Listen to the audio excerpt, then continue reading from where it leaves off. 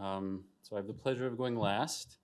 I'm going to stay on the topic of power asymmetries and talk for a minute about a new project, really looking at multinational corporations and in particular the biopharmaceutical industry.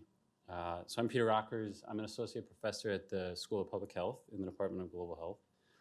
And I'm just going to talk about a relatively new project that I'm starting with colleagues Veronica Burtz and Carlotta Salini.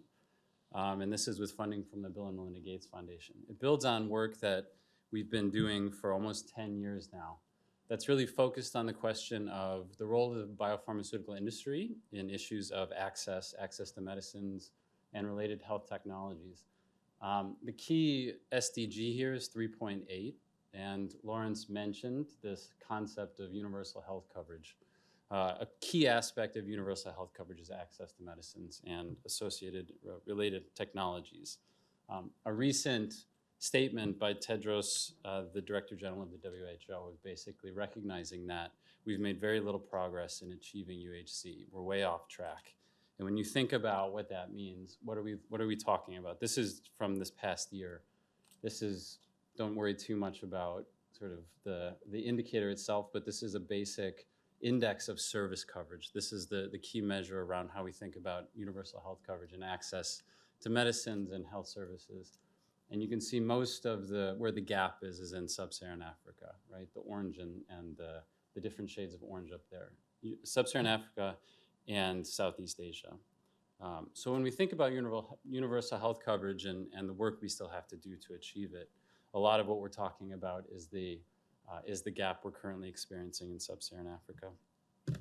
So very clear in this move to achieve UHC is a recognition that pharmaceutical companies are among those who share in the responsibility. And the industry itself doesn't deny their responsibility. They've accepted that responsibility in several public fora. So this work is not about normative questions around what is the responsibility of the industry. It's more around questions of how do we hold industry accountable for the responsibility that they themselves have already accepted. And the fact of the matter is the current systems to hold industry accountable are highly fragmented, and that fragmentation is a huge impediment to actually achieving any type of accountability. So we've been working for upwards of going on 10 years now, thinking about how the industry should actually be defining, measuring, and reporting on this concept of access and what they're doing to follow through on the commitments that they've been making and documenting and demonstrating that they are fulfilling their responsibilities. Okay, and it's a work in progress.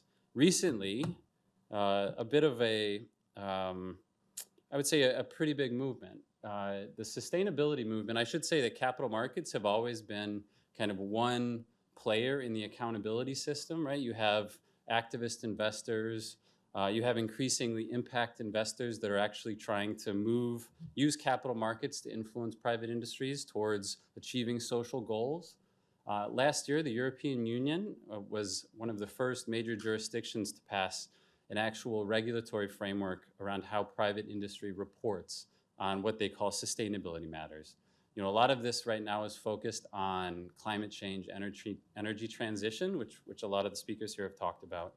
But access to medicines is also a key part of the sustainability framework that the European Union has adopted.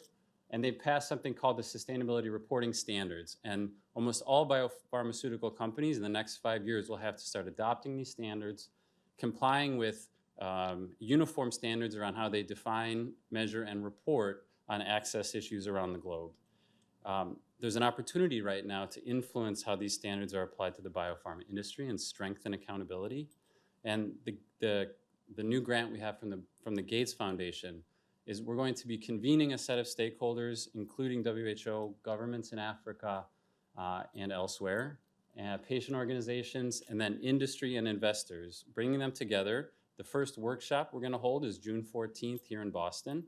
We're going to have a whole series of workshops really to facilitate open discussion around what these standards should look like so that ideally the output of this work will influence how the European Union moves forward with their regulations, and then additional jurisdictions are expected to adopt similar types of regulations in the near future.